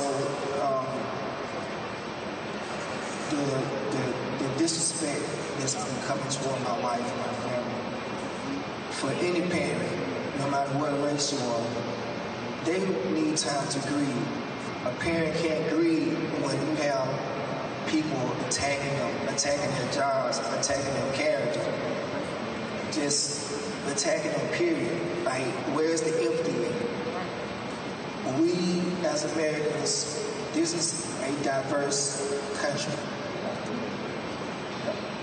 Not one race made this country. We all made this race, made this country. So we all need to come together And like I said, if you know something, please come forward and just call our attorneys, give them information, and they'll take it from there. Just help us out. And not just us, but all these families need answers. Anyone with information on any one of these cases, please come forward. Because losing a child is something that you have to do with the rest of your life. You know, folks, we have to continue explaining to people who don't seem to understand what a legal strategy is about. Candace,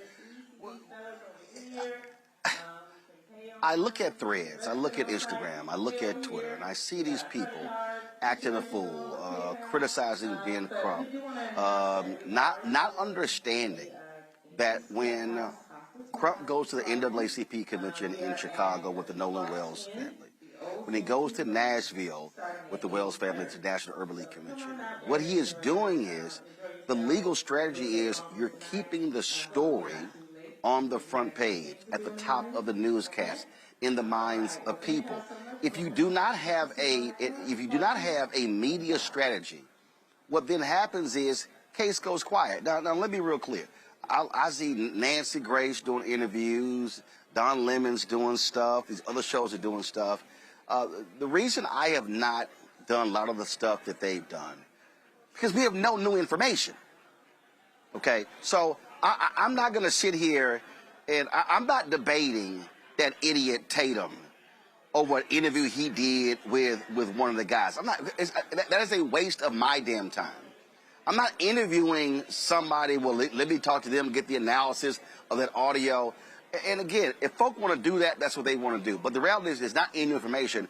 But the job of Crump is to keep the attention on the case. Otherwise, Mississippi will gladly allow it to just fade away.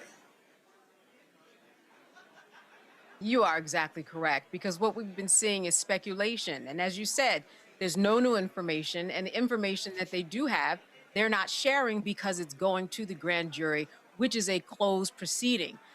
So I agree with you 100% that all the talk around this, I hope that it can die down, because what you said is correct also. The accountability for the justice system, a lot of it these days happens in the media. Without it, you are not going to keep the case alive. You are not going to get things as quickly as you want. And you are not going to get accountability. Remember that the police already spoke down there and talked about how this was an accident. They already came to their conclusion without an investigation. So that is what we were dealing with, which is why Ben Crump and everybody else involved has to keep this story alive. Now that it goes to the grand jury, we are on a fact-finding mission. The Mississippi Bureau of Investigations has already interviewed dozens of people. The people who were on the boat with Nolan, there were about 6 or 7 people. There were quite a few. They have to be talked to. They subpoenaed, the parents of Nolan subpoenaed the records and made sure to tell Meta and Google, preserve all the records. This is evidence collecting time, whether it's the engineering reports, whether it's the digital footprint. This is the time where you get all the information. Oh, as well, we have the state autopsy, and then we have the autopsy done by Dr. Roger Mitchell in Washington, D.C. So all of that is what the grand jury is now finally going to do. But this may not happen quickly. It will happen quicker, though, than if there wasn't all this attention. Why? Because it's a process, as you know, Roland. This is part of the legal strategy. Do things slowly, talk to everyone, keep the message out there, because now we're going through a discovery phase where we have to get all this information together to present it to members of the grand jury.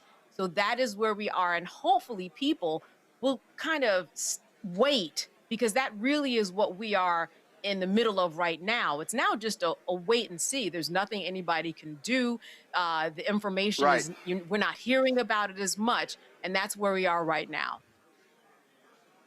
See, for me, Joy, I just can't, I hate speculation.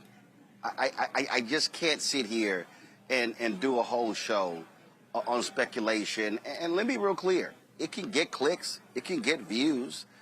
That's great. But all you're doing is, in essence, repeating the same thing, and that's just not what I do. Yeah, no, I think that's right. This is not a time for speculation. We want to keep the pressure up. We also want to send to anyone who was there, this isn't going to go away. People are not going to forget. So we want you to tell the truth, whatever happened. We're not presupposing. And I love what his parents said. We're not indicting you in advance. We're not saying that. But we do want to know the truth because things are not matching up. And we know when things don't make sense, it's because we're missing some part of the story. So this isn't going to go away. If you don't want this following you for the rest of your life, you need to tell the truth. You need to come forward. You need to say it. And the pressure up is very important. And that's why we're doing it. But no, we should not be speculating about what we think happened, what might have happened. One, because that can also lead us down the wrong path. This is about, creating because what happens is because all the speculation all it does is get people talking about stuff that's not factual on social media, and then it just simply clouds everything, Michael. And that's the problem when folks just start, well, I think this and I think that, I think this here. If you do not operate from a set of facts, all you do is contributing to the nonsense. And that's their point. That's their purpose. This is, unfortunately, Roland, you've been doing this a long time. I haven't been doing this as long as you, but I've been doing this 16 years, right? And I take a certain factual approach when I cover stories. I've covered thousands of stories. You and I connected when I used to guest host your nationally syndicated radio show. There's things that I see on social media, and people are just making money off of this story, just putting nonsense out. Okay, and these are people who have no conscience. All right, so I hope they get the truth, whatever it is. And the family said this repeatedly. They just want to know what happened to Nolan Wells. They want the facts. And we talked about this last Friday, Roland, with the district attorney, Angel Myers McElrath, saying that they're going to the grand jury. And if people look at the piece from ABC News that talks about the autopsy being completed, the official autopsy, it said in that piece that the DA's office said convening a grand jury does not mean there is any criminality and is standard procedure for most unnatural or suspicious deaths in the county. And last Friday, I asked the question, if they go to the grand jury, who's the suspect going to be? So we don't know if they have a suspect already or if there won't be. Don't know. But whatever it is, we want the facts. We want the truth to come out. Let's give an update in the case of Sonia Massey. The cop who was convicted of her murder has been denied release. The Illinois Prisoner Review Board unanimously denied former Sangamon County Sheriff's Deputy Sean Grayson an early release. In May, Grayson requested early release under Illinois' Joe Coleman Act after receiving a stage 4 colon cancer diagnosis. Grayson was convicted of second-degree murder and sentenced to 20 years in prison in January for killing Massey in her home in 2024. Massey's family was against the early release, saying he should pay for what he did. The family's attorneys, Ben Krupp and Antonio Romanucci, said in a joint statement, the Prisoner Review Board made the right decision and reaffirmed the jury's verdict in the sentence the court imposed. A badge does not provide an early way out. All right, folks. Donald Trump once said that if he could shoot somebody on Fifth Avenue, his supporters would not care. Well, a new poll from Politico says that's not a lie. The majority of those polls said they would literally stick with a GOP candidate even if they were hit with a variety of scandals, including a DUI conviction, accepting lobbyist gifts, domestic violence, sexual assault, and anti-Semitic social media posts. 2/3 of self-identified MAGA Trump voters say they will continue supporting a Republican accused of sexual assault, 13 percentage points higher than the share of Trump's 2024 voters, which include those who do not identify as MAGA. By comparison, 40% of voters who backed former Vice President Kamala Harris in 2024 will continue backing a Democratic candidate accused of sexual assault. That means 60% wouldn't. The point here, Joy, which I keep trying to explain to Democrats, ain't no such thing as the old Republican Party. These people care about power, and they don't care about scandal. They do not care about scandal. Also, some of them do all the things that are listed there, right? I mean, I have to, there's we assume a lot of good intent that everyone is good, but frankly, there are a lot of people out there who have DUIs, and of both parties. But there are a lot of folks out there, and some of them see themselves in who I consider to be a few derelicts in the Republican Party, but they see themselves in it. Something to think about as we critique people. We have to be careful because sometimes we're critiquing the voters, and they don't think that they should have people better than them in the White House, which is why sometimes they take comfort with a Donald Trump or a Pete Hegseth or any number of loser who is working in this administration, people that we would think are not fit. They are like, sure, why not? I think the Democratic Party has got to be careful that we don't require perfection in our officials, but there ought to be some baseline. If you've been accused of sexual deviancy, there's a line that you shouldn't cross. And it's not fit for public service, especially when you really haven't apologized for it. Candace, you got a Republican Congressman, Max Miller from Ohio, who's been accused of beating, throwing hot water, and scalding his ex-wife. What's insane is his ex-wife is the daughter of the senator from Ohio, Marino, and he ain't said a damn word.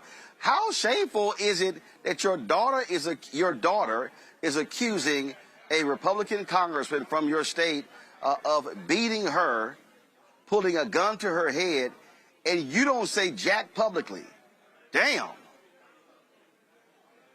Well, let's look at the laws that are out there and how we treat women inside of the legal system anyway. I mean, that is a given that women are treated subpar than anybody else. And men have always, especially white men, have been held up on a pedestal. So this all makes sense and this all tracks in terms of how we regard people in power and how we regard people in power and who we think those people should be. And for those people who believe that a DUI is okay or sexual assault is okay, just like Joy said, they're in the company of people who are reflecting them. So it makes sense that they would accept this type of lowest common denominator of just existing as a human being.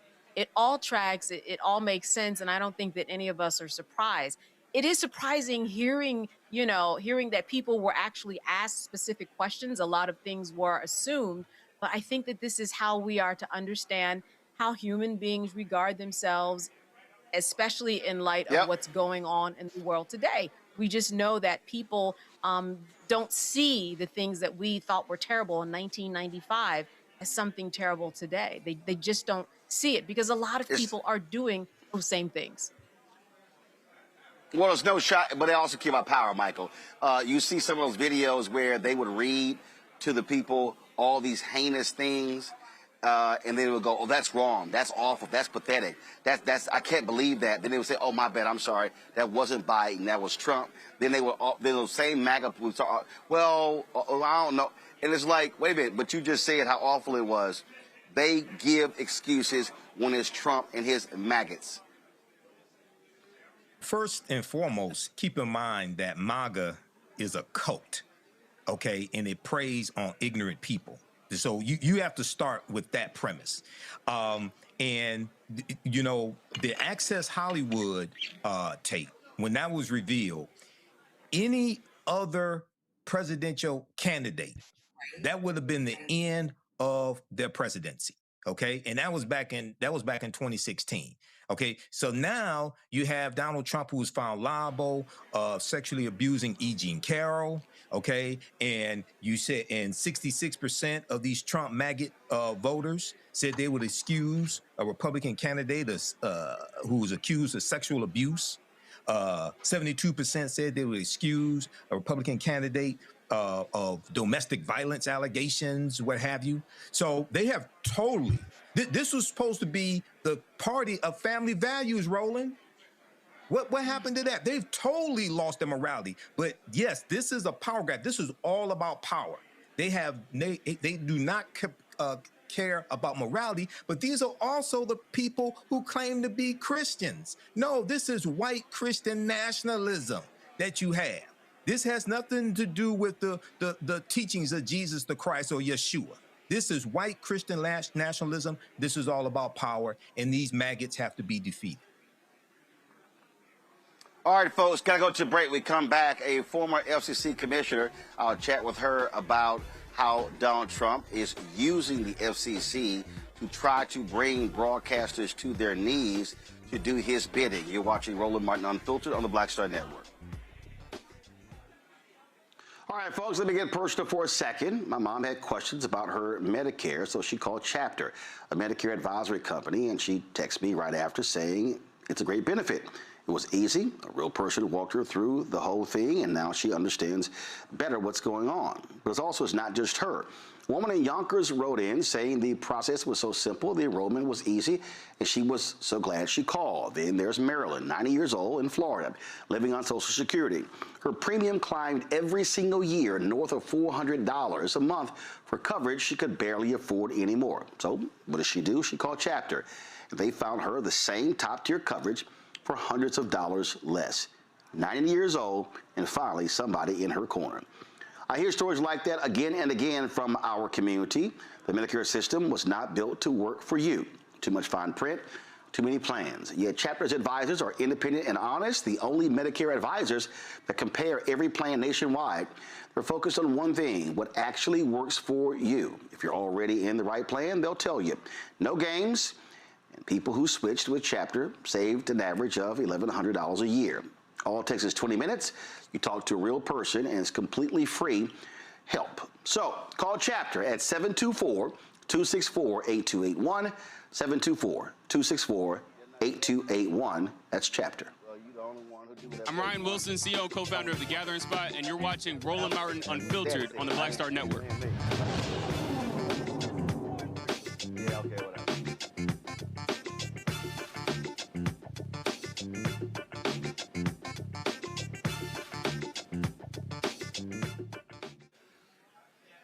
All right, folks, we have seen these insane people in Washington, D.C. do heinous things. And one of the things that we've seen them, we literally have never seen, probably since Nixon, and even Nixon, this is child's play, what Nixon did, how they are using the apparatus of the federal government to try to bring to their knees corporations, including broadcasters. Donald Trump has threatened to revoke the licenses of various companies for not reporting what he wants them to report. And Brendan Carr, his FCC commission chair, is also doing that work for him. Young Clyburn is a former Federal Communications Commission chair member, joins us right now. Glad to see you. I mean, you served on the FCC. Have you ever seen anything what these folks are doing? Well, number one, welcome to Santee, South Carolina. And the answer is no. When I got to the FCC, if you remember, a couple of years later, we had this thing still in the Federal Register called the Fairness Doctrine. Now, it had been off the books technically since 87-ish. FCC voted 4-0 to get rid of it. Reagan was okay with that. But it was still on the books because you had some people with some uneasiness. So fast forward again to 2011 when they said, look, there's no need for this. The whole landscape is changing. You got cable. You've got all of these options. Why do you need this? Why do you need the quote-unquote equal time rule? So we got rid of that, and I was there at that time. It was one of the most uneasy votes I ever took, I will say to you. But okay, if you think things are relatively balanced, we have the options. Fast forward to 2014 because I had regrets. And I said, let's look at the media landscape with a critical information needs study. You're a journalist, so you know we were looking at that. And we wanted to say, what does the landscape really look like, especially for local television coverage, and what are people getting from that? And do we have enough inclusion in these markets? We got tarred and feathered about looking at how dare we look at this. Because, again, you've got all of these options. Now, if you have all of these options, you have all of these freedoms. If we don't want the FCC in the newsroom, which is what I was told, I'm a little perplexed as to where we are now. Because if we have all of these freedoms, if we have all of these options, if we don't want to be in a newsroom or the talk show rooms and the like, what are we talking about here? I mean, you have Brendan Carr that he said to companies, if you don't get rid of your DEI programs, I'm not approving any mergers or acquisitions. He has chastised companies for their reporting of stories.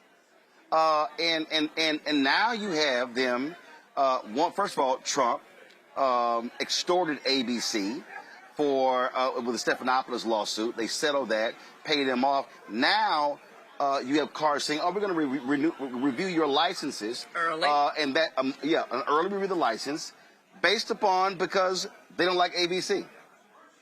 And I had Kathy Hughes on the show last week, and she said, "Look, we own radio stations. We have to walk on eggshells because they could pull our radio licenses." In 2026, in the U.S. of A., we are talking about newsrooms feeling that they don't have freedoms, talk shows feeling that they're walking on eggshells. I'm just standing here with you, not recognizing the agency that I love a lot. I really don't. So we are in a relatively rural part of South Carolina where the broadband manager of this state said, we almost got things done. Now, almost getting things done in FCC and state talk is infrastructure. We still have an affordability problem. We still have a crisis here. We still have access to information challenges. We should be talking about that.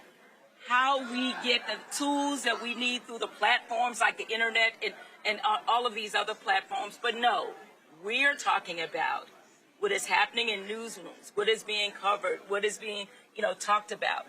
If you have all of these options and opportunities, what does it matter? Because when I wanted more inclusion and looking at a study, I was meddling, I was getting involved in the newsroom, I was attempting to tell owners what to put on, who to hire, and how to conduct themselves. Where are we here? See, the reason this is important because I need the audience to understand.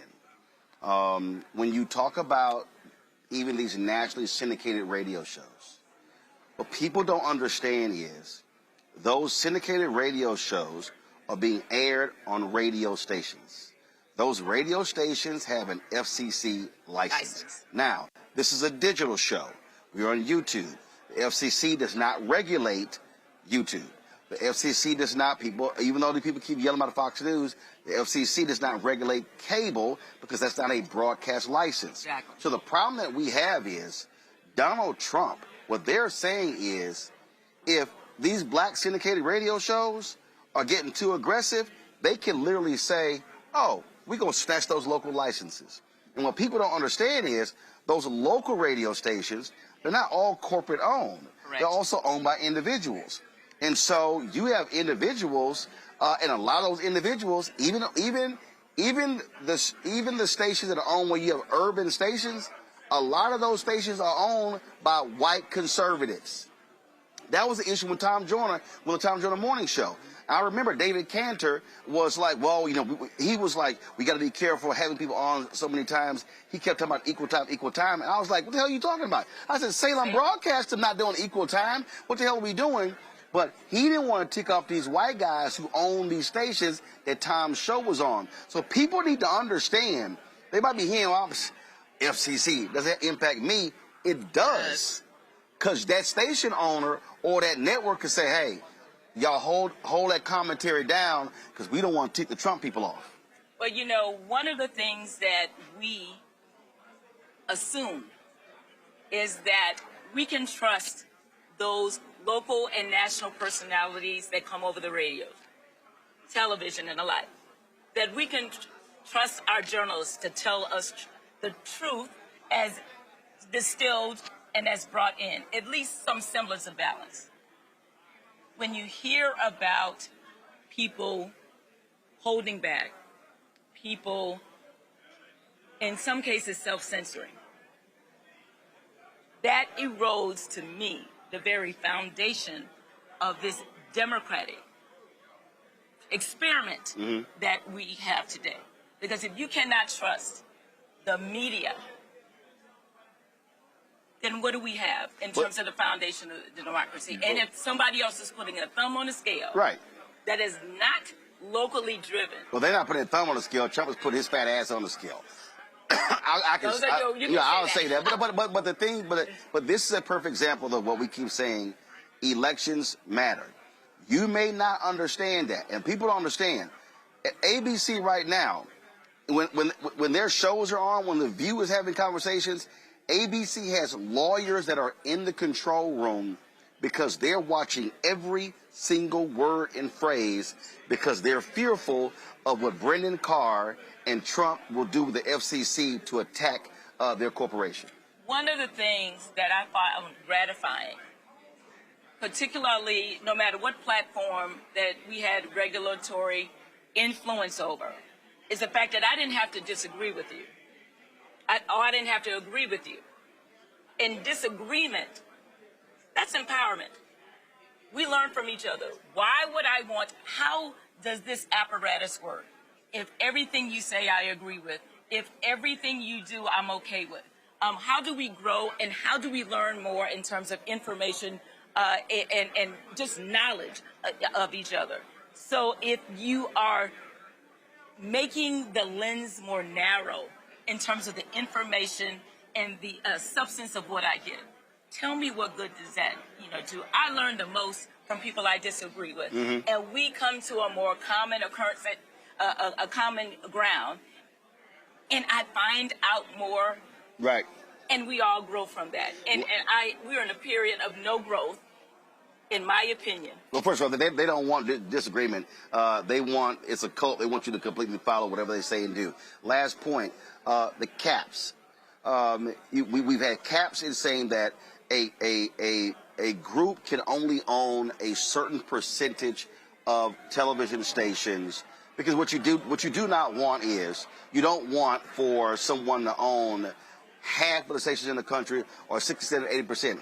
Now they are considering lifting that, and you have these companies by saying, oh, well, because of the internet, those old rules don't apply.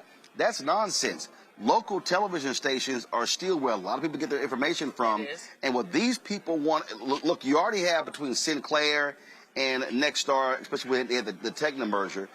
Those two stations, those two networks, station groups, own most of the local TV stations in the country. They want to say there are no caps. The caps protected diversity of ownership. Your thoughts on that? I am on record as having an issue with piercing that cap. But we've been piercing it for a long time. Right. They've been chipping away at it. Exactly. And then you had the UHF, that discount where what was once dog spectrum became just as prime, and then people started gobbling up that. And the cap, even the cap that we're talking about, it's already been pierced. Right. Now we're talking about more overtly doing it. That. Yep. And honestly, just think about anything that we deal with. When you have a monopoly or almost a majority when it comes to our critical information needs, very few of us win in that environment. Very few of us. Yeah, that gets close to essentially being like dictatorship, state TV. All right, Mignon, I appreciate it. Thank you. All right, again, good to be here. Thanks a bunch. I'll go to my panel. Mike, I'll start with you. People need to understand, information is power, and Republicans, they want to own the information pipes. Absolutely, Roland. I've worked for 3 radio stations in my media career. I used to sell local ads for the Tom Jordan Morning Show. I used to work for 2 FCC-regulated radio stations, one in sales, one as a talk show host. And this is, I think, when we deal with affiliates and nationally syndicated radio, under this administration, this is something that they fear. And I know that, what you think, things that you can say on the radio that you probably could say under the Biden-Harris administration, there's a fear of having licenses revoked, or also a lot of people don't know that licenses have to be renewed periodically, okay? And if you talk about certain things like FCC regulated radio, you can't talk about medicinal marijuana because marijuana is still illegal at the federal level, even though in different states they've passed various laws where it's legal. Well, people can file claims if they hear certain things on FCC regulated radio that violates federal policy as well. So these are tough times, especially for African-American owned media. Bottom line here, Joy, people aren't talking about a lot of these issues. You don't hear a conversation about the FCC on many of these other podcasts and shows.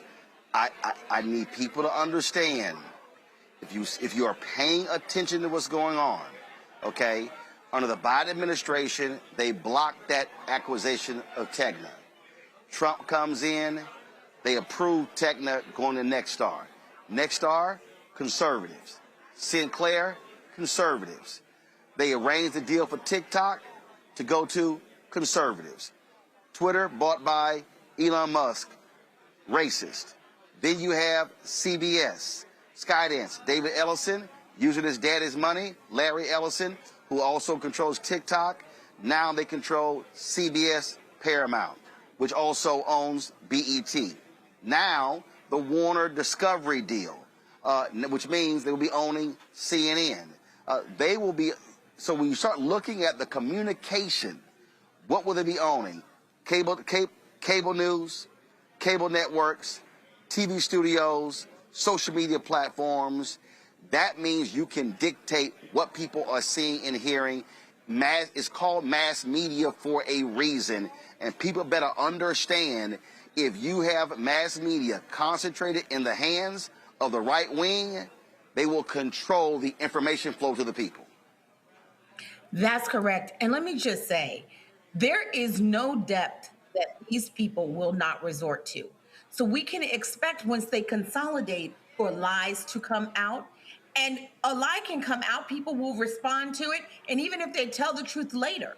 And frankly, they're trying out that now, right? We talked about it earlier. They file a fraudulent, ridiculous lawsuit. It gets thrown away later, but they've made their political point, and people don't hear about the cleanup, right? Or the fact that they had to admit they were wrong. This is their plan.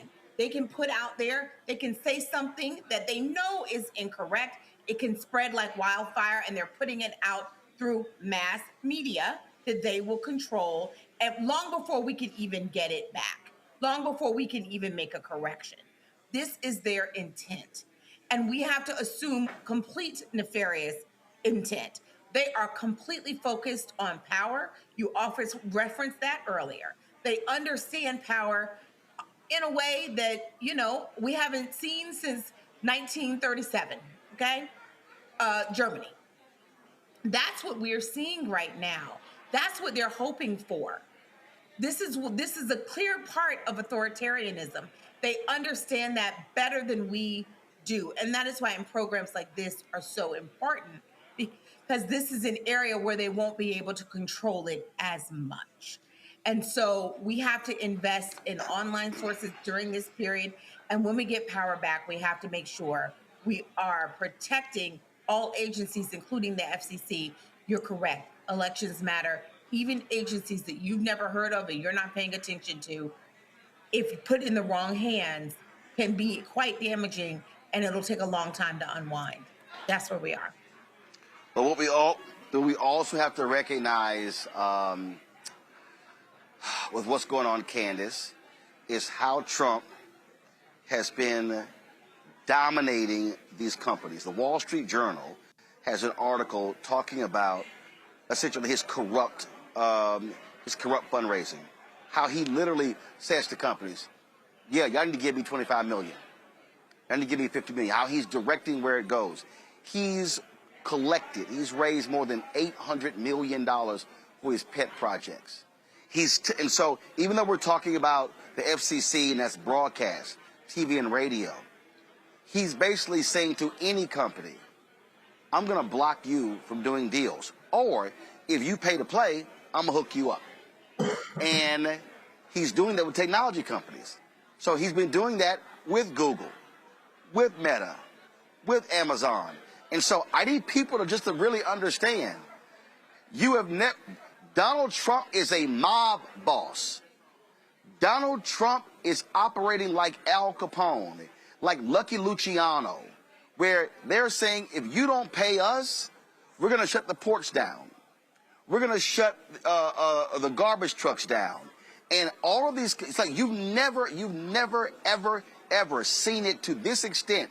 And the crazy thing, Candace, it's blatant, it's clear, because this punk-ass Supreme Court, Candace, the Supreme Court, Michael, the Supreme Court, Joy, said to him, hey, whatever the president does is legal. So again, you put that sort of power in the hands of someone with no bottom, someone who is so corrupt, oh, they're going to do whatever, and that's what's going on. He's doing stuff he didn't even do the first term because the Supreme Court allowed that to happen, and you cannot have an imperial presidency. That's what's going on. Do we have Candace back?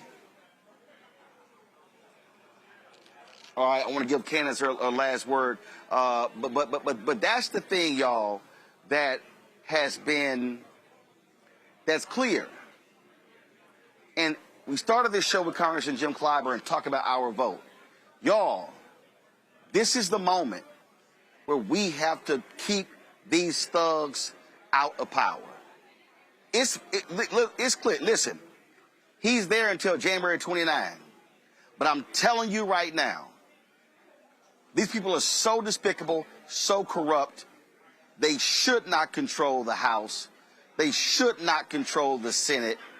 And we've got to make sure that Democrats are winning in these critical states.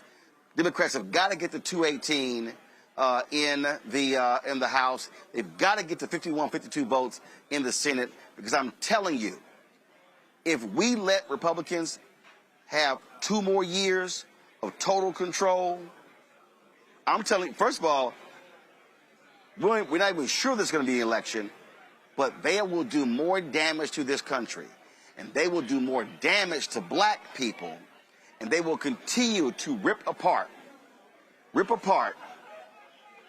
the institutions and the infrastructure that has gotten us to this point. Is Candace back? Okay, y'all. Sorry, Candace froze. So we'll leave it at that. Let me thank Joy. Let me thank Michael. Let me thank Candace. Been on today's show. I certainly appreciate it. Thank you so very much, y'all. I am here in South Carolina, Santee, South Carolina. So as you see, folks have been hanging out, mingling, drinking, eating food. This is the pairing party for Congressman Jim Clyburn's annual golf tournament, 36th annual golf tournament.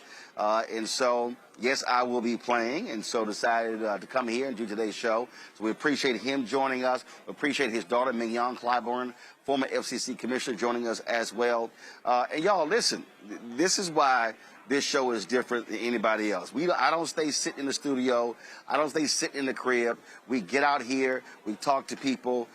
We communicate with people. I was just chatting with a brother who's the new golf coach at South Carolina State. I was talking to a brother who's a professor at an HBCU here. I was catching up with some other folks. And so that's why we get out on the road, do this show, to communicate with people all across the country. So your support is critical in allowing us to do that. If you want to join our Bring the Funk fan club, do me a favor. Contribute via Cash App. Use the Stripe QR code. You see it right here on the screen. That's for credit cards as well. If you're listening, go to blackstarnetwork.com for ways to give. Check some money order. Make it payable to Roland Martin Unfiltered, P.O. Box 57196, Washington, D.C. 20037-0196. PayPal's R. Martin Unfiltered.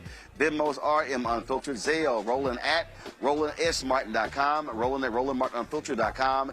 Download the Black Star Network app. Apple phone, Android phone, Apple TV, Android TV, Roku, Amazon Fire TV, Samsung Smart TV. Be sure to get out Roland Martin Unfiltered Black Star Network swag. We're going to shopblackstarnetwork.com. Shopblackstarnetwork.com. And, of course, you can also get all products from all these black-owned companies that you see in our studio. Every single one of these companies are available in our marketplace segment on shopblackstarnetwork.com. So check it out. Folks, don't forget, download the app Fan Base. Follow me at Roland S. Martin. I would appreciate that. And again, Monday, I'm going to be in Los Angeles. Seth the Entertainer has his annual golf classic. We'll have some great content from there as well. I appreciate, as always, y'all checking us out. And this is the end of 1 month. And, of course, tomorrow, beginning of August. So we certainly appreciate it, folks. Thanks a bunch. Y'all have a fantastic, fantastic weekend. And I'll see y'all next week. Roland Martin Unfiltered, right here on the Black Star Network. Holla!